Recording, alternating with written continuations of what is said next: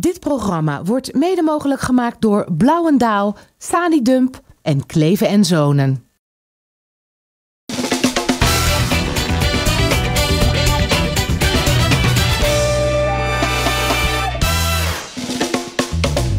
Goeiedag en van harte welkom bij FC Rijnmond. Fijn dat je weer kijkt. Zometeen nog aandacht voor andere sport zoals u van ons gewend bent. En we beginnen natuurlijk met het regionale topvoetbal. Feyenoord versterkte zich vandaag met Róbert Boženík. Een Slovaaks talent dat voor 4,5 jaar werd vastgelegd. Aan tafel Sinclair Bischop, onze Feyenoord-watcher, Emile Schelvis, huisanalyticus en Rob Jacobs. Weer helemaal thuis. Beter. Lekker op je plek. Fijn dat je er bent. Sinclair, jij was vandaag bij de perspresentatie. Hoe kwam die op je over? Róbert Boženík. Ja. Nou ja, een jonge jongen die volgens mij wel weet wat hij wilde. Hij had ook meerdere opties om ook al eerder te gaan cashen in Rusland of eventueel naar Duitsland te gaan. Maar hij wilde per se naar Feyenoord. En ja, en er werd wel een beetje over zijn rol gesproken. En je proefde wel een beetje dat Feyenoord wel wilde downplayen. Dat niet iedereen verwacht dat hij gelijk maar inzetbaar is. Dat ze hem wel rustig willen brengen. Hij heeft voor 4,5 jaar getekend, dus echt eigenlijk een spits voor de toekomst. Zou het de juiste man zijn, denk jij, om de concurrentie aan te gaan met Jorgensen? Nou, op dit moment, wat je dus proeft, is het echt de man achter Jorgensen. Tenzij hij natuurlijk wegvalt vanwege een blessure. Maar hij is echt voor de toekomst gehaald. En er zat wel een jongen volgens mij die wel weet waar hij in terecht is gekomen. En die echt wel zijn carrière volgens mij wel goed heeft gepland. Ja. Rob, jij als ervaren... Je begint te lachen, vertel. Ja, Rob en ik hebben even samen naar wat beelden van hem zitten kijken. En, hij is wel meer dan alleen voor de toekomst. Hè? Leg even uit. Ik dacht dat de Feyenoord een samenwerkingsverband ging met de toekomst. Dat hij op de toekomst moet gaan spelen. Nee, toch? Nou, vertel. Hoe gelijk inzetbaar. Hè, Rob? Gelijk, ja. Dat hij op de toekomst... Hij komt toch uit Slowakije, toch niet van de toekomst in Amsterdam? Nee, niet van de toekomst in Amsterdam. Nee, daar hoef je geen zorgen om te maken. Rob, je bent ervaren trainer. Ja. Hoe zou je nou zo'n jongen brengen? Ja, als een elftal goed speelt. Als een elftal punten haalt, en dat wordt nu gedaan. Het zou een ideale situatie zijn. Maar ik weet niet, en ik ken de jongen niet. En we hebben toevallig Emile, had de beelden van hem. En dan moet ik zeggen... Die beelden op zijn telefoon die zijn goed. Je hebt er ook dat het versneld is of iets. Dat hebben ze allemaal. Ja. Maar dat waren beelden die zeggen ja. Ik zie daar een leuke speler. Die echt wel met een bal overweg kan. En die één ding goed kan. Dat is gewoon een goal maken. Heel snel zicht op de goal. Hè? Alles is op de goal. Alles is doelgericht. Prima. Ja. Maar de vergelijking werd een beetje gemaakt met Luis Sinisterra. Die werd vorig jaar ook gehaald. Heeft toch een jaar nodig gehad. Speelde vorig jaar eigenlijk nauwelijks. Om daarna basisspeler te worden. En maar ja, goed, dat die komt, een beetje die komt nog uit Zuid-Amerika. Wat toch nog wel even een cultuurverschil is. Dan moet je eigenlijk een beetje kijken. Nou, laten we eens een paar namen uit het verleden noemen. Dan beginnen we helemaal bij Attila Dadinski, André Jaskov. Dan kom je nog bij de wat mindere goden uit. Stanislav Griga, Marian Damashin. Ja. Feyenoord heeft natuurlijk heel veel van die Oostblok jongens gehad. Maar de meeste, met name als ze uit de Poolse of Slovaakse regio komen. Nou ja, daar hebben ze wel een bepaald soort ausdauw, een bepaald soort mentaliteit. We hadden het er nog over, dit zal nog een jongen zijn die niet al door zijn ouders helemaal verwend is en overal gehoord heeft van iedereen hoe goed hij wel niet was. Dus dat is wel een jongen met een ruggengraat waarschijnlijk. Dus we hebben de beelden gezien en het ziet er echt wel aardig uit. We gaan ook even naar hem luisteren. Hij werd natuurlijk vandaag gepresenteerd in de Kuip. En hij had keuze uit andere clubs, maar koos dus uiteindelijk voor Feyenoord. My feelings was Feyenoord play offensive football and that is what I love. Too much crosses and too much shoots and too big chance and I prefer this. This is I think that was the best option. Alle die gesprekken die we gehad hebben, hebben we zo lovend en hebben ze heel duidelijk in wat hij zelf wou. Dus dat was niet een groot probleem. Dat was natuurlijk een groot probleem om die andere clubs weg te houden. Dat is duidelijk, omdat zeg maar, financieel ook veel iets sterker dan wij. Maar uiteindelijk als een speler doorzit, en dat vind ik wel knap voor iemand van 20 jaar. Die zegt, ja, nou, ik ga daar en daar niet naartoe. Ik ga gewoon daar en daar blijf ik. En dat kan iemand wel zeggen, maar hij heeft het niet alleen woord, maar hij heeft het ook aangehouden. I'm so happy. I don't know why, but I'm happy when I first time come to stadium and I watch it. Everything is I don't have words, but I'm so proud we'll be here. Kun jij er een percentage aan hangen aan de slagingskans dat er nog een middenvelder ook bij komt? Want daar ben jij nog mee bezig? Daar gebeurt misschien niets. Dus wij moeten creatief zijn. Maar dat zijn we ook. Dat betekent dat jullie alleen maar kunnen huren, bedoel je daarmee toch? Ja. Er gaan 2 namen her en der gaan met name rond. Ik wil ze toch aan je voorleggen. Jacobs en Louis Baker. Die zie ik het meest voorbij komen. Kun je er iets over zeggen of ontkennen? Absoluut niet. Ik kan niks over zeggen. Ik ontken niks. Ik zeg niks. Ik wil er niet over horen. Zo'n lach is toch wel veelzeggend, hè? Louis Baker of Jacobs? Voor wie zou jij gaan, Emile? Patrick van Diemen. Ja? Nee, Mark Diemers bedoel jij. Ja, nee, precies. Diemers. Nou, ja. Jacobs gaan ze zo goed als zeker halen. Dat is bijna rond. Die gaan ze dan huren van Besiktas. Die kennen we nog van Nederland tegen Turkije. Toen we niet naar het EK gingen, scoorde hij een van die doelpunten. Jongen die door Arsenal is opgeleid vanuit Zaandam. En die speelt nu weinig bij Besiktas en die willen ze dan gaan halen. 9e club geloof ik in 5 jaar dan, hè? Voor hem. Nee, dat is bij Baker. Nee, dat is bij Louis Baker. Ja, maar hij heeft bij Arsenal gezeten in de jeugd. Is ook toch zoiets? Nee, heel lang Besiktas. En hij was daar echt gewaardeerde kracht. Ja. Maar is nu een beetje op een zijspoor terechtgekomen. Hij heeft bij Arsenal 9 wedstrijden dit seizoen gespeeld voor Besiktas. En die dus heeft wel wat Nederlands, minuten. Ja, komt uit Zaandam. Ja. Inderdaad. Dus dat zou maar eigenlijk dan op de zijn. positie voor Kukçu, 2 Turkse. Louis Baker wordt ook genoemd. Heeft bij Vitesse gespeeld. Is een wat onzekere optie, hè? Een clubhopper. Moet je dat wel willen, Sinclair? Nou, Feyenoord is echt heel ver nu met Jacobs. Ik verwacht dat gaat worden, dat het de huuroptie is. Ja. Baker kennen we nog van zijn tijd bij Vitesse, waar hij het goed heeft gedaan. Maar dat is inderdaad wel een clubhopper. En hij heeft het afgelopen half jaar bij Fortuna Düsseldorf niet echt een onuitwisbare indruk gemaakt. Maar dat zou een optie zijn als het eventueel niet door zou gaan. Maar Jacobs gaat... Iemand die concurrentie aangaat met alle 3 die middenvelders? Of vooral positie Toornstra, positie Kutsu en dan met name de laatste?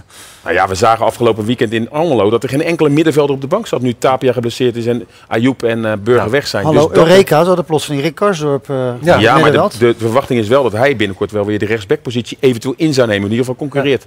Ja, ik ben ook wel benieuwd, Rob, naar jouw mening. Ik hoorde jou op de radio zeggen, Mark Diemers is wel een goede optie voor Feyenoord. Die van Fortuna vind ik een hele goede nummer 10. Waarom dan? Omdat hij goed kan voetballen. En dat hij iemand voor de goal kan zetten. En dat hij een fantastische trap heeft. Ik heb jou heel hoog zitten. Ik heb jou heel hoog zitten, Rob. Jij sla je onzin uit, maar nu wel. Ik heb die jongen zo vaak gezien. Dit is nou waar Feyenoord de laatste jaren aan kapot ging. Dat ze jongens haalden die in de Eredivisie het leuk deden. Bij subtopclubs. En dit is niet eens een subtopclubs. Hij doet het leuk bij een degradatiekandidaat. Mislukt bij de Graafschap. Mislukt bij Cambuur. Mislukt bij Utrecht. En ja, hij heeft een goede trap. Maar handelingssnelheid komt hij tekort. Hoe kom je daar nou bij, man? Ja. Zit je wel naar de goede wedstrijden te kijken? Hij let te veel Feyenoord-spelers, denk ik. Het is echt ongelooflijk, dat man. Ja, leg dan uit waarom niet. Nee, ik ben het daar helemaal niet mee eens. Ik vind dat een hele goede speler. Die gewoon tussen ook beter is. Hij loopt in een vreemdelingenlegioen. En als hij dat dan kan, dan ben je een hele goede voetballer. Maar zou het een basisspeler voor Feyenoord zijn, denk jij? Ja, waarvoor niet? Nou, omdat het een speler is die, zoals gezegd, mislukt is bij FC Utrecht. Ja, maar El Kayati was ook overal mislukt. En die kwam bij Den Haag binnen en bleek uiteindelijk de gouden zet. Ja, dus er zijn voorbeelden dat het wel kan. Maar die heeft wel wat meer Maar handelingssnelheid. kijk nou eens, hij is aanvoerder. Hij zit een goede kop op. Hij heeft scheid aan de hele wereld. En jongen heeft een proces meegemaakt, waardoor hij uiteindelijk nu op deze positie... En hij is bepalend. Ja, ik ben met Rob eens. Dat Feyenoord zijn nou net... Flink voor de subtop. Iedereen bij Feyenoord zit te wachten totdat er een impuls komt van Arnezen. Hè?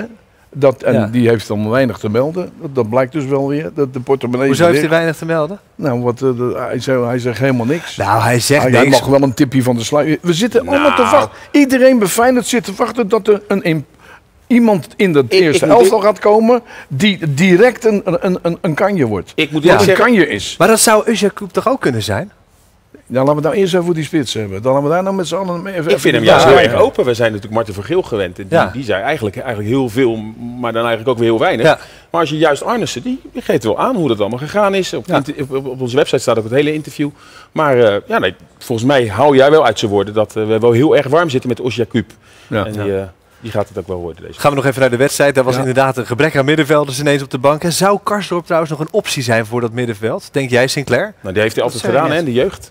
Is hij altijd middenvelder geweest, door Fred Rutte omgeturnd als rechtsback. En die viel eigenlijk goed in als middenvelder. Dus dat is zeker een optie. Maar toen was het wel een draaiend elftal. Maar goed, laten we wel zijn. Iedereen is nu weer hemelhoog jouw getouwend over Feyenoord.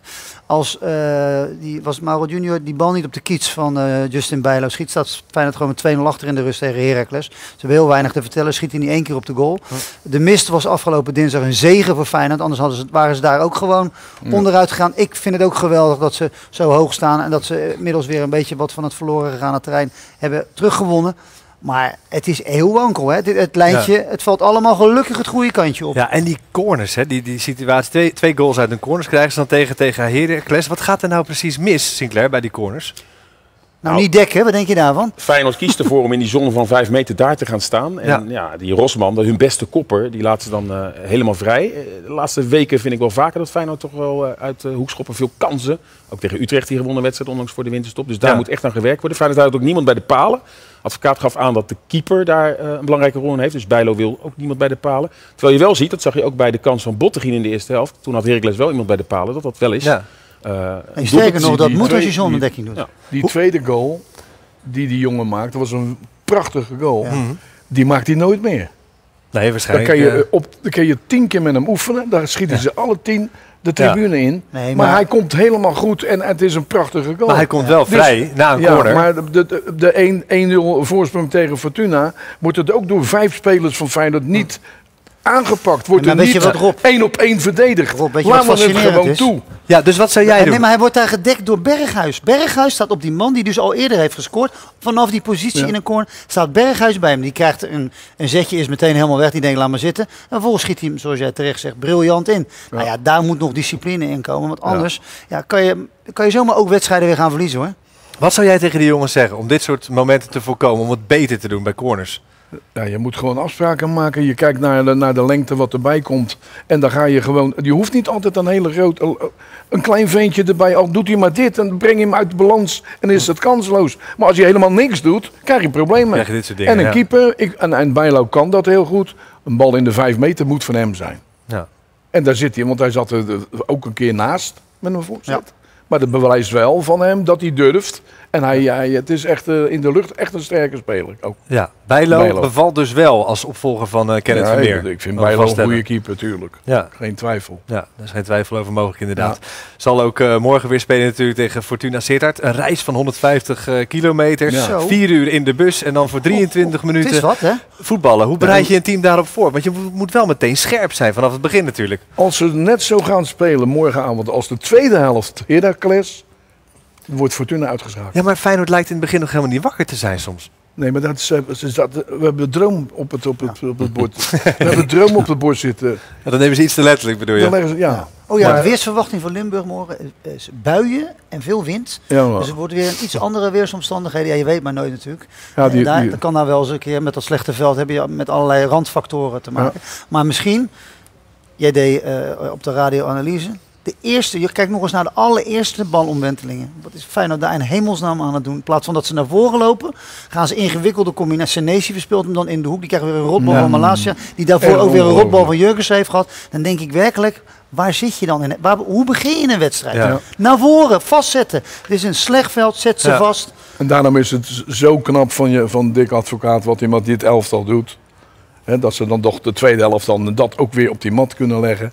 En dat moet gewoon, dat moet veel meer moet dat gebeuren. Feyenoord moet dus een hele wedstrijd gewoon lekker voetballen en resultaat. Het gaat bij Dick Advocaat alleen om punten. De manier waarop interesseert hem geen ene reet. Nee, niks. Dat is toch prima? Ja, dat is prima. Op dit moment en dat hij zijn eigen niet mee bezighoudt met scouting van jeugd, dat is Arnees ervoor.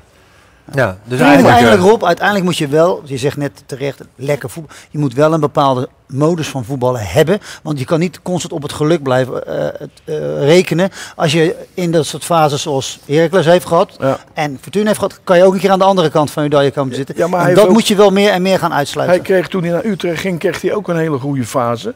Dat Utrecht ging Europees spelen. Bij Sparta was het dan een iets mindere fase. Maar je ziet wel dat dit Feyenoord heel moeilijk te kloppen is. Dat ze met de week wel meer vertrouwen krijgen van dit komt wel goed. Zelfs na een achterstand. En ze hebben 3 keer verloren. Ajax heeft ook 3 keer verloren. Het feit dat Feyenoord zo vaak gelijk heeft gespeeld. Het is echt een moeilijk te kloppen ploeg. En dat heeft Advocaat maar het valt wel elke keer net goed, hè?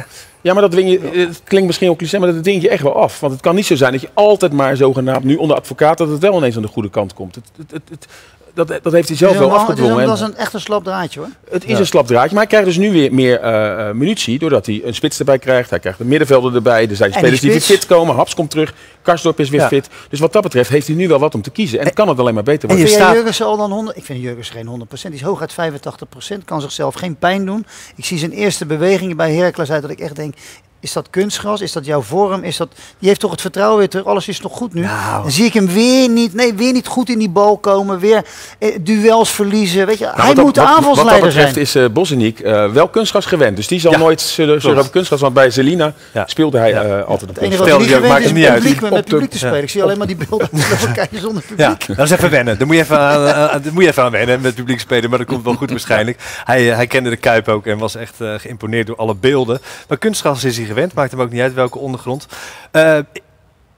Jorgensen, is het niet gewoon onzekerheid? Weet je, moet je hem niet nog even de tijd geven? Nog meer de tijd geven? Waarvoor moet je niet de tijd geven? Nou ja, weet je, het is toch een speler die uit een diep dal komt. Hij is net vader geworden, heeft dan 2 keer gescoord. Is dat slecht? Ga je naar de slechte voetballer toe? Nou ja, die vrouw krijgt er kind, toch? Nee, maar persoonlijke gebeurtenissen hebben misschien wel invloed op je spel. Nou, ik herinner me een keeper die kreeg op een dag, tenminste zijn vrouw, een kind. En die ging nog even met de auto naar de Graafschap. Ja, Koreman. Keepte daar de wedstrijd van zijn leven. Maar toch blijf ik Jorgensen de spits vinden dat als hij de dag niet heeft, is hij toch van waarde voor het team. De 1-1 komt ook weer voort uit een bal, wel of niet met de hand meegenomen. Maar hij forceert dat wel. Hij maakt een overtreding. Ja. Eerst met de hand en daarna een overtreding. Maar hij werkt wel heel hard voor die ploeg. En dat is denk ik wel een kapstok waar advocaat wel voor kan. En je hebt ook van die spitsen. Nee, kom op, dat is toch het minste wat je mag verwachten. Want je hebt ook zatspitsen. Neem bijvoorbeeld de Matas of zo. Ja, die lopen er echt als een dode bij als ze het niet hebben. En Rob, maar die kan wel een goal maken. Jij hebt met veel spitsen gewerkt, je hebt met veel teams gewerkt. Ja. Zo'n speler wordt toch ook weer beter van concurrentie? Zo'n Jorgensen? Ja, dat is. Maar als die dan goed is, dan gaat die speler die nu komt, gaat even een poosje zitten. Ja. Dan moet hij gewoon laten zien van, kijk eens, dit is Jorgensen van vorig jaar. Ja. En anders wordt het Boženík. Ja, en anders dan moet het gewoon maar...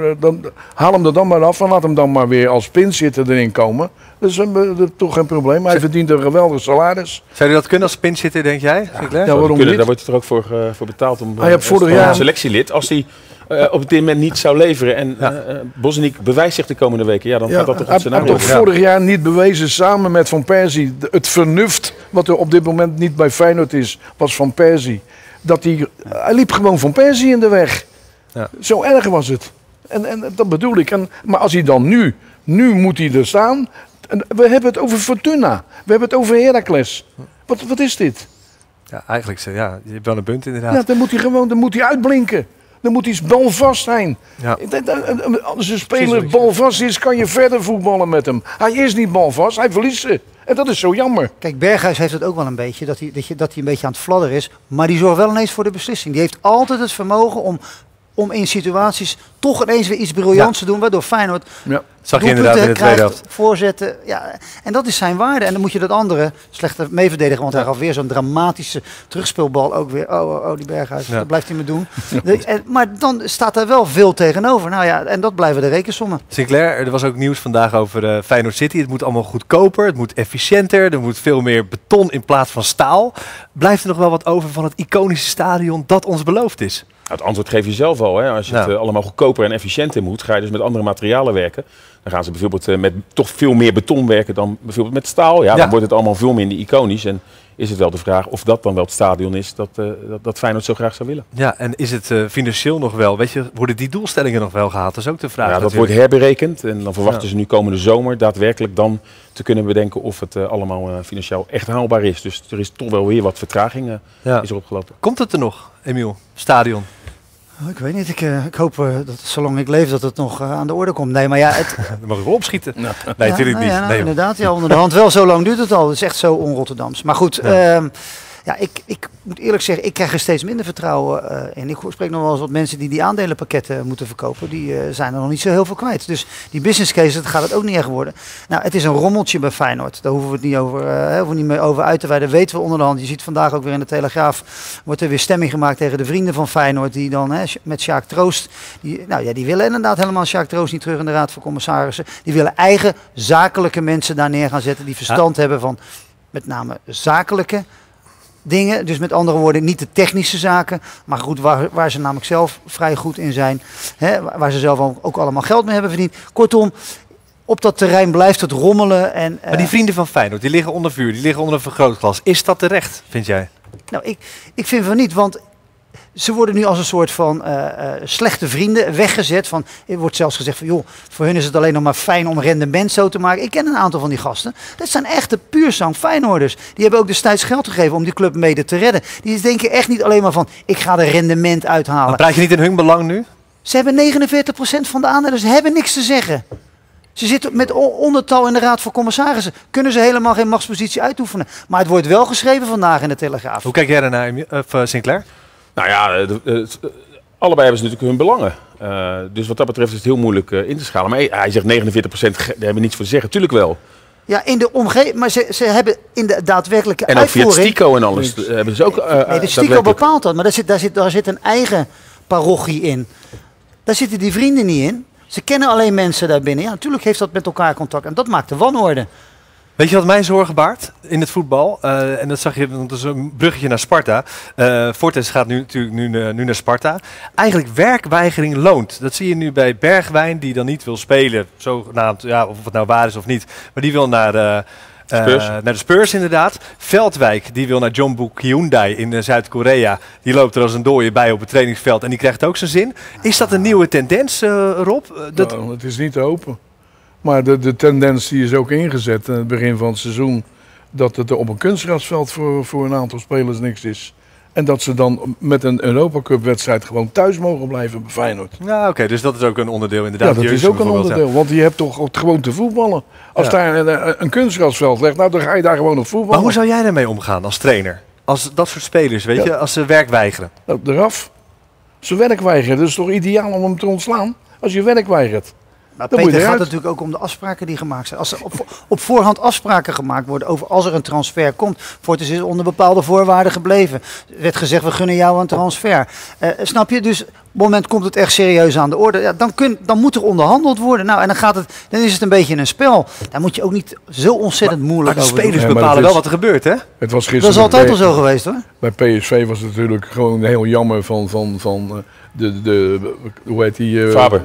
Ernst Faber. Ja. Die ik natuurlijk heel goed ken van de situatie bij Sparta voetbal als voorstopper. Daar kijk ik, dat is een fantastische knul. Die zag er zo verloren bij. Ja. Die zit tussen vuren in. Het is een sper. Echt verschrikkelijk. Ja. Die hebben het nog slechter dan Feyenoord. Dan moet hij zeggen of Bergwijn, of hij nou wel of niet mogen. Ze gingen een cruciale wedstrijd spelen. En dan hoor je met je beste spelers te spelen. Ja. Dan hoort die speler daar niet naartoe te gaan. Dan doe je het een dag later. Dat lijkt mij ook, ja. Dat lijkt me volkomen logisch. Dan gaan we naar de wedstrijd van Sparta. Sparta speelde dus gelijk 1-1 tegen dat lastige Fortuna blijkbaar weer. Ja. Zonder Veldwijk en Dervisoglu die natuurlijk vertrokken zijn. Ik maak me toch zorgen om de doelpuntenproductie bij Sparta. Als je ziet hoeveel kansen ze nodig hebben om tot 1 keer tot scoren te komen, Sinclair, dan is het toch eigenlijk misschien nog wel een spits nodig? Nou, een bal van Patrick Joost tegen de onderkant van de lat heeft hij wat pech mee. Vorige week in de Arena zijn ze goed voor de dag gekomen. Ik maak me nog geen zorgen. En tegen Fortuna hebben ze dan gelijk gespeeld. Houden ze in ieder geval het gat. Sparta moet gewoon de komende week puntjes sprokkelen. En Sparta is nog wel op zoek naar een spits. Hè? Dus mogelijk dat hij... Als die bal van Joost erin gaat, wordt het misschien 3-0. Maar bovendien je mist Smeets en je bent Agger. Dat zijn echt 2 basisspelers. Klopt. Mensen die goed zijn voor goals, assist. Alles erop en eraan. En als je dat even neerzet. Die Smeets is voor Sparta onmisbaar. Als hij weer terug is, dan zal het allemaal wel een stuk makkelijker gaan. Nee, maar nou kan die Peroede natuurlijk ineens weer volgens de supporters niks van. Heel even bij Excelsior nog trouwens. Onzin. Voordat we naar de andere sporten gaan. Ik hoorde Ricardo Moniz zeggen, Wouter Burger, die moet er meteen staan. Dat moet de nieuwe leider worden, 18 jaar. Is dat nou realistisch om te verwachten? Nee, ik vind van niet. Nee, vind ik ook niet. Ik vind van niet. Die jongen die komt van Feyenoord, is dan geen basisspeler, maar het is een geweldige speler. Laat daar geen misverstand over zijn.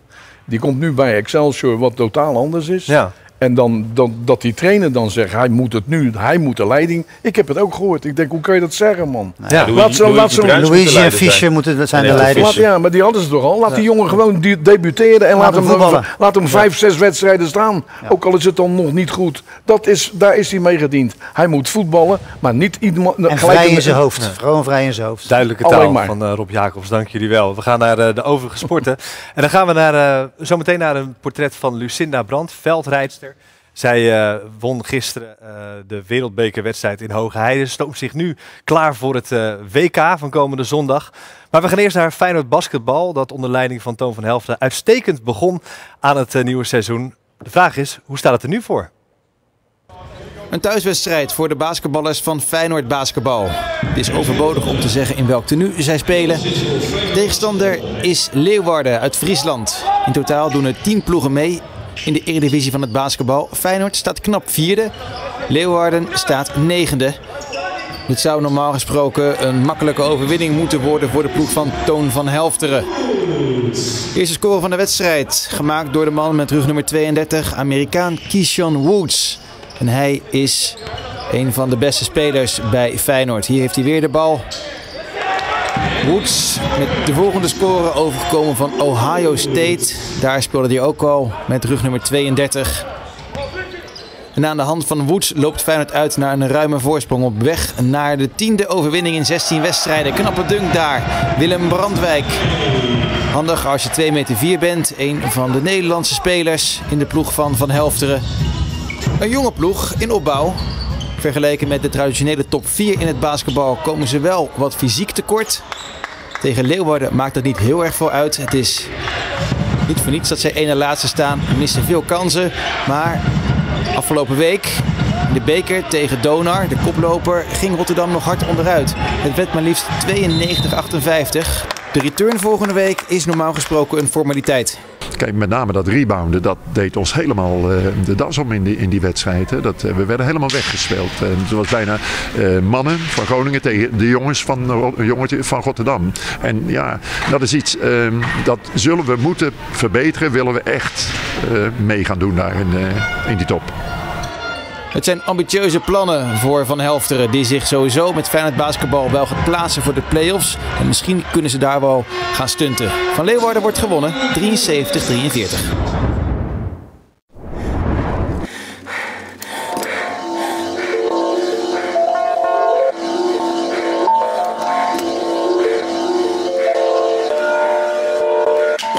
In het hele traject is de WK natuurlijk wel gewoon een groot doel. En daar zijn ook de wedstrijden en de training wel op afgestemd. En alles wat ik aan techniek kan bijschaven nu, dat gaat daar van pas komen. Het ziet er nu naar uit dat het misschien een snel parcours is. En eigenlijk wel een beetje gelijk als afgelopen keer. Wat wel op zich in mijn voordeel is. Maar goed, het is in Zwitserland. Het kan sneeuwen, het kan vriezen. Misschien is het wel dat het ineens gaat dooien, waardoor dat het ondergrond weer heel drassig wordt. Dat weet je natuurlijk niet van tevoren. Dus alles wat ik nu gewoon deze maanden aan techniek kan bijschaven, dat gaat altijd van pas komen. En daarnaast moet ik gewoon zorgen dat ik conditioneel gewoon in topvorm ben als ik daar aan de start sta natuurlijk.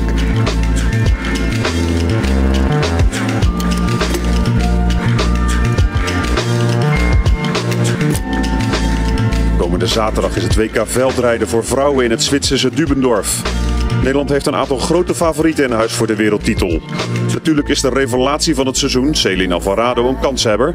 Maar de Rotterdamse rijdt voor het eerst mee bij de elite op een WK. Daarom maakt die andere Rotterdamse, Lucinda Brandt, wellicht meer kans op de regenboogtrui. Al enkele keren was Brandt dicht bij de wereldtitel, maar nog nooit veroverde ze het goud. Om dat doel te realiseren maakte ze dit seizoen de overstap naar de Belgische crossploeg Telenet Baloise met als trainer oud-wereldkampioen Sven Nys.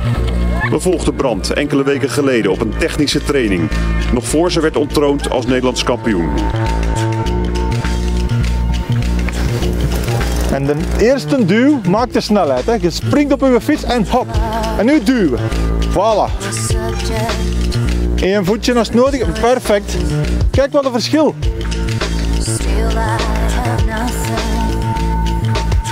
Goed gedaan, Lucinda. Kijk, als je met zo'n gevoel van de fiets kunt stappen en naar de wedstrijd kunt gaan, dan krijg je toch echt net wat extra vertrouwen. Fijn. Ik heb wel bewust de overstap gemaakt omdat ik eigenlijk gewoon merk dat ik nog heel veel stappen kan zetten, juist op het technische vlak. Kijk, die conditie dat zit wel goed, zeker met al die wegwedstrijden. En de kracht, dat komt dan ook wel goed. Maar die techniek, die leer je toch het beste van mensen die daar gewoon heel veel verstand van hebben. Die daar heel goed in zijn en dat ook al heel vaak hebben laten zien natuurlijk. En ik denk dat ik dan hier wel heel erg op mijn plek zit. En nu opstappen. Probeer je voeten in je pedalen te houden. Hè. Direct vertrouwen. Van achterom de zadel. Ja, ik denk op elke wedstrijd kan zij bij de favorieten horen. Ze is iemand die heel getalenteerd is als het gaat over fysieke capaciteiten. En dat crossgevoel, dat is aan te leren. Dat is kwestie van vertrouwen, van veel doen, van te leren van de jongens waar ze nu vandaag mee op training is. En dat zijn soms kleine tipjes, kleine dingen die je kan wijzigen. Maar dat gaat soms heel snel en ja, dat gaat haar alleen maar meer vertrouwen geven. Hele positieve energie en ook in die korte tijd al echt wel heel veel opgestoken en ja, dat is gewoon heel fijn. Dat, gewoon rustig lopen naar boven. Dan niet proberen te fietsen, je stapt hierop en je rijdt zo rustig opgevoeld. Ja. Oké?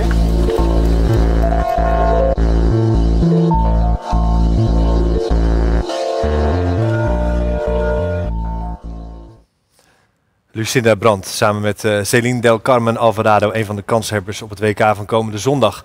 Overigens zijn we vandaag bij Feyenoord basketbal nog geweest om daar te praten met de Amerikaanse spelers over het overlijden natuurlijk van Kobe Bryant. En de beelden daarvan die kun je uiteraard op onze website vinden, Rijnmond.nl. Nog één vraag voor jou, Rob Jacobs, en dat is Feyenoord. Gaan ze door? Ja. In de beker? Ja, 1000%. Ja, ondanks Diemers? Ondanks Fortuna Sittard? Ja, daar moet je op letten natuurlijk. Daar moet je sowieso even op letten. Zij sowieso, hè? Ja. Maar hoe moet Feyenoord spelen? Ik bedoel, het is 23 minuten. Daar moet je je voor klaarstomen. Hoe ga je dat aanpakken? Het is te hopen dat Feyenoord heel snel de bal kan veroveren. Overal op elk deel van het veld. Dat ze aan de bal komen. Je moet aan de bal komen, anders kan je niet winnen. Dat klinkt heel Cruyffiaans. Dus heel, ja. Maar ja, dat heb Cruyff altijd gelijk in gehad. Jacobiaans, zo noemen we dat. Ja. Sinclair, jij bent morgen op de radio. Vanaf 7 uur, sharp op de radio, dus op Radio Rijnmond. Hopelijk geen mistwedstrijd Feyenoord tegen Fortuna te volgen. Dus op Radio Rijnmond en via onze website. Bedankt voor het kijken. Jullie bedankt voor je komst hier aan tafel. En we spreken je vrijdag weer dan met Harry van der Laan. Dit programma werd mede mogelijk gemaakt door Blauwendaal, Sani Dump en Kleve en Zonen.